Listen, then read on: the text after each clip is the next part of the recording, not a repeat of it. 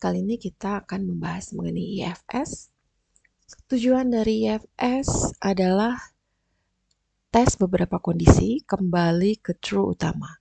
Nilai yang diperoleh atau return value-nya adalah nilai terhubung dengan hasil true pertama. Sintaknya adalah IFS dalam kurung tes 1, value 1, tes 2, value 2, dan seterusnya. Penampakannya ini seperti ini ya di dalam matematika. Di dalam matematika kita melihat seperti ini penulisannya, yaitu X lebih kecil daripada 60. Kemudian X lebih besar atau sama dengan 60, lebih kecil dari 70. Begitu ya seterusnya. Ini adalah secara visual bagaimana kita menulis dalam matematika. Kemudian secara Excel-nya gitu ya, kita menggunakan IFS. Di sini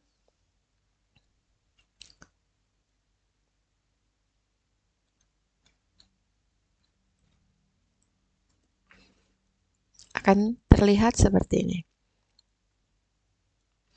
Jika B20 lebih kecil daripada 60, maka dia adalah B16, yaitu F.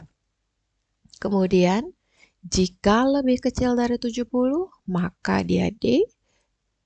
Lebih kecil dari 80 adalah C. Lebih kecil dari 90 adalah B. 90 atau di atasnya adalah A. Gitu ya. Seperti ini. Ini bisa seperti ini ya. Kita akan rubah berkali-kali juga bisa ya. Saya sarankan selalu menggunakan function 4 untuk referensinya ya, supaya dia tidak bergerak. Seperti ini. Oke, kemudian F4.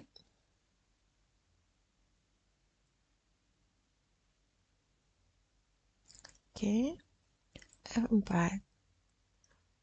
Function 4. Function 4. Function 4. Enter. Ya, oke, akan seperti ini. Nah, dia secara otomatis akan menilai di mana kelompoknya misalnya ya. Kalau di sini kita harus selalu cek juga apakah kita menggunakan operator yang benar.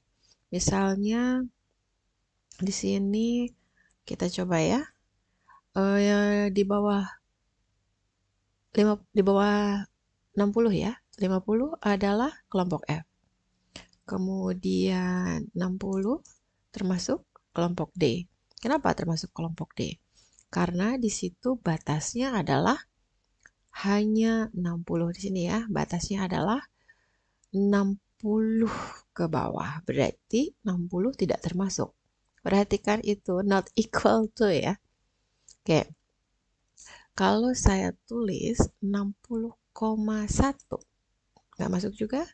59,9 F. Oke. Pahami operator matematikanya ya. Oke, 70 termasuk C, 80 termasuk B, how about 90 termasuk A. Kenapa? Karena di sini sama dengan. Oke. Nah, sekarang kita ke nested if. Di sini nested if-nya oke. Kita menggunakan fungsi N. Kenapa? Karena dia berada di antara. Oke. Seperti yang pernah kita pelajari di video sebelumnya. Ini berada di antara. X berada di antara 60 dan 70. Seperti itu ya. X berada di antara 70 dan 70 lebih besar atau sama dengan X 80. Oke, salah ya saya. X di antara 70 atau sama dengan 70 di bawah 80, termasuk C, dan seterusnya ya. Bagaimana kita mau nested-nya? Oke, di sini nested-nya adalah perhatikan X berada di antara. Oke, saya coba ya. Gini.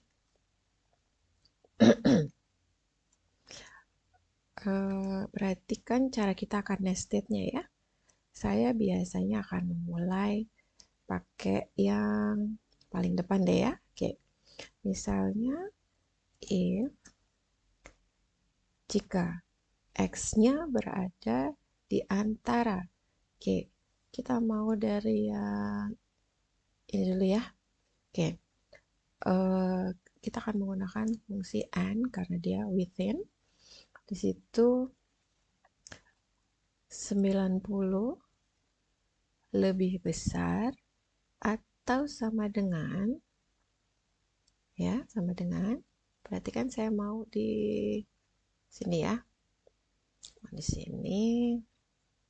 Kemudian dia sorry.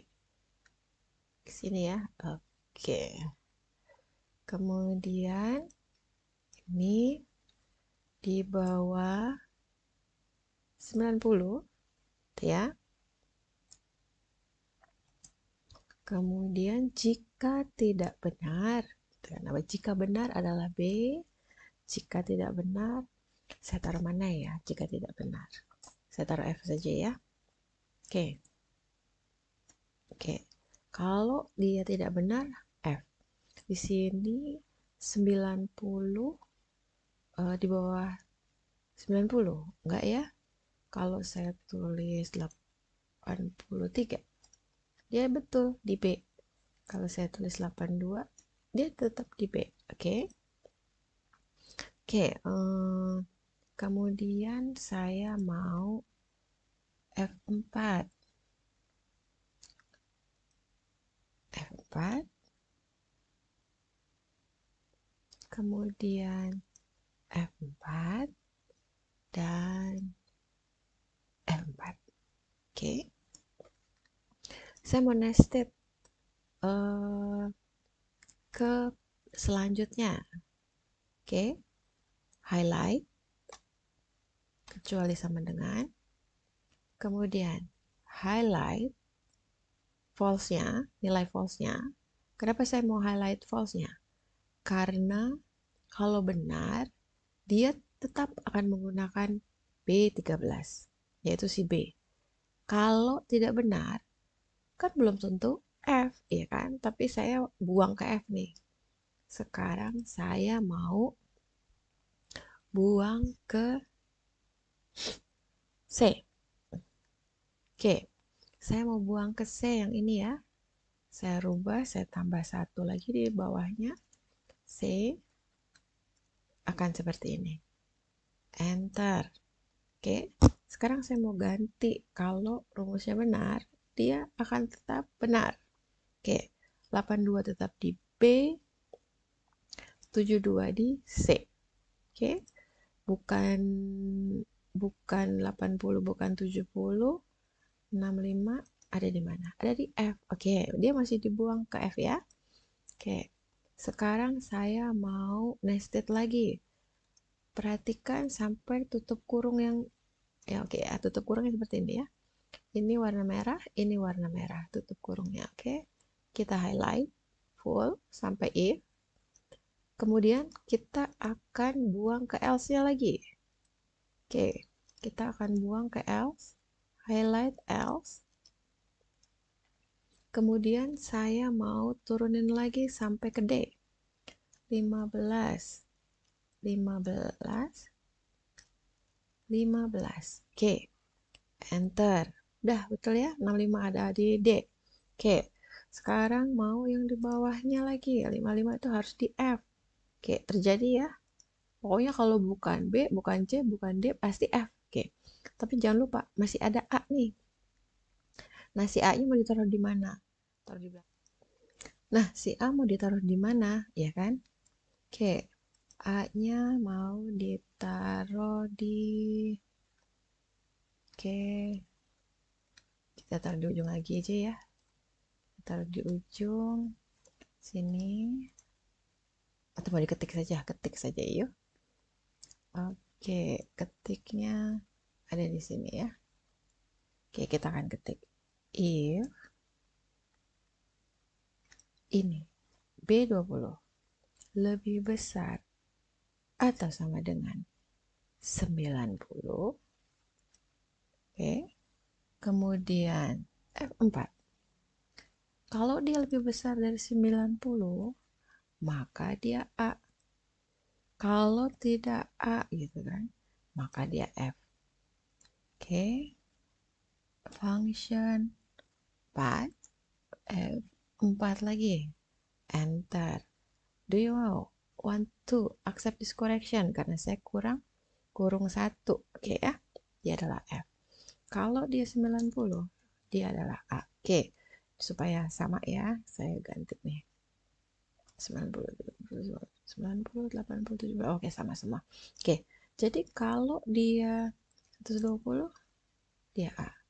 Kalau dia 89, dia B. Sama ya. Sekarang apa yang membedakan IFS dengan nested if? IFS itu ada di versi di atas 16 ya kalau nggak salah ya, 2016 ya. Coba dicek saja masing-masing. Kebetulan saya menggunakan versi 365. Tetapi hampir semua Excel di versi sebelumnya pasti bisa if yang nested. Nanti bedanya mungkin di panjangnya saja ya. Oke, tidak semuanya memiliki fungsi IFS. Tetapi Anda tetap bisa menggunakan nested if. Oke, kita cek nih panjangnya ya. Panjangnya antara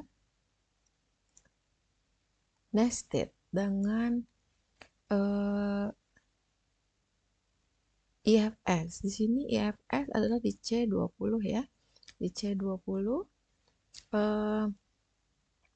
dia panjangnya 86 karakter dan di E20 itu di nested if dia 135 karakter. Nah, ini yang apa? Yang cukup rumit ya kalau kita baca satu-satu. Tapi memang sebenarnya kamu bisa cek juga secara mudah. Jadi ini kan fungsi boolean ya. Kalau kita pakai F9 itu jawabannya true. Fungsi boolean akan true and false, true and false. Sebenarnya jadi dia pendek, nggak terlalu panjang juga. Oke, Ctrl Z kita unduh ya. Nah, jadi kemudahan dari IIFS adalah dia lebih pendek. Tentu akan lebih mudah bagi kalian jika menggunakan IFS sebagai apa namanya formula yang dipakai untuk mengelompokkan ya. Kalau apa dikelompokkan, dia ada di kelompok mana. Oke, kemudian ini bedanya ya, nested dan IFS.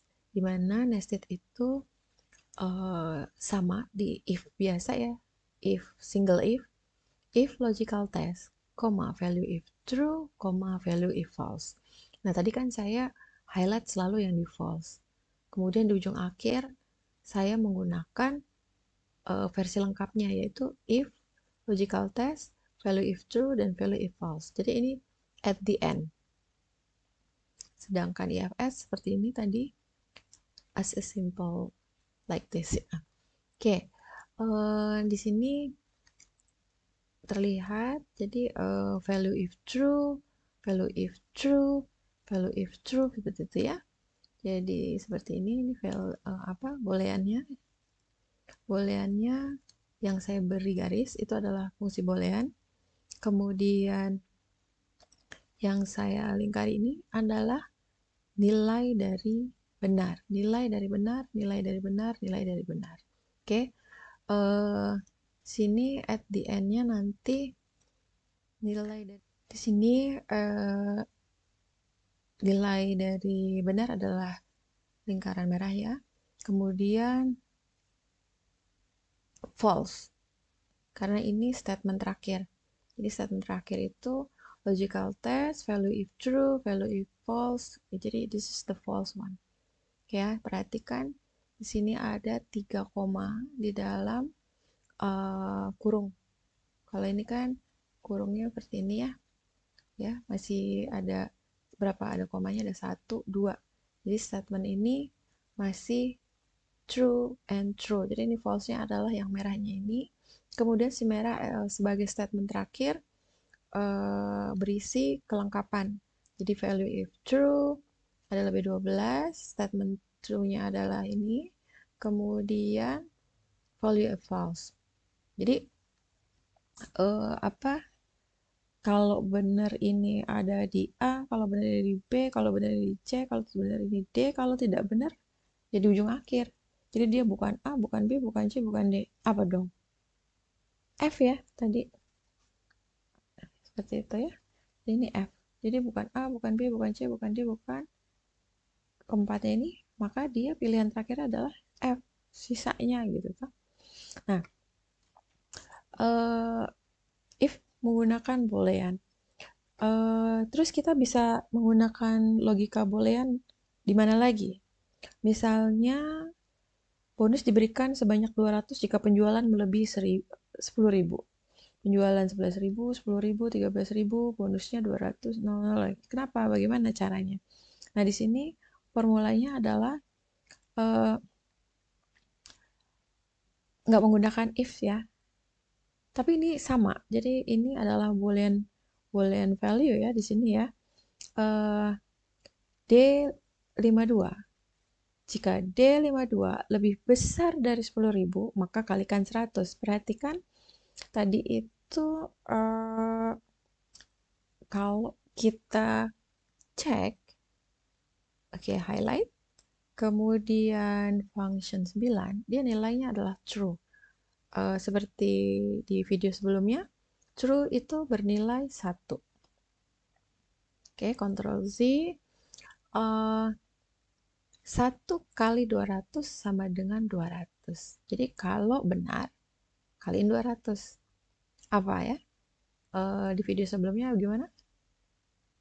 N bisa dinyatakan dengan perkalian or dengan penjumlahan. Oke, maka seperti ini saja. Oke, 10.000 nggak dapat, ya kan? Karena hanya jika melebihi, bukan sama dengan ya. Hanya jika melebihi. Kalau saya tambah sama dengan di sini bagaimana? Apakah 10.000 dapat? Dapat ya. Oke, perhatikan operator matematikanya saja. Karena di sini hanya melebihi 10.000, maka dia tidak equal dengan 10.000. Oke. Oke. Kemudian boolean lagi ya di sini. Value 1. Value 2. Jadi nilai 1 dan nilai 2. 7, 1, 4, 9. Di sini ya. Booleannya saya mau kalau apa bacanya gimana? C61 lebih besar daripada D61. Kalau C61 lebih besar dari D61, ya, maka C61-nya kaliin 10. Tapi kalau C61 lebih kecil atau sama dengan D61, maka kaliin 5 C61-nya. Oke? Maka 70. Ini fungsi if-nya. Kan fungsi if-nya perhatikan ya. Jika C61 lebih besar dari D61, maka C61-nya kali 10. Kalau salah, kali 5. Ya, kalau salah kali 5. Seperti itu ya. Perhatikan di sini fungsi booleannya di sini ya. Dan sebenarnya di if itu juga ada di sini ya. C61 lebih besar dari D61, ya kan? Value if true adalah kalikan 10, value if false adalah kalikan 5. Simpelan mana? Simpelan if ya kali ini ya. Oke, cukup sekian untuk IFS. Terima kasih.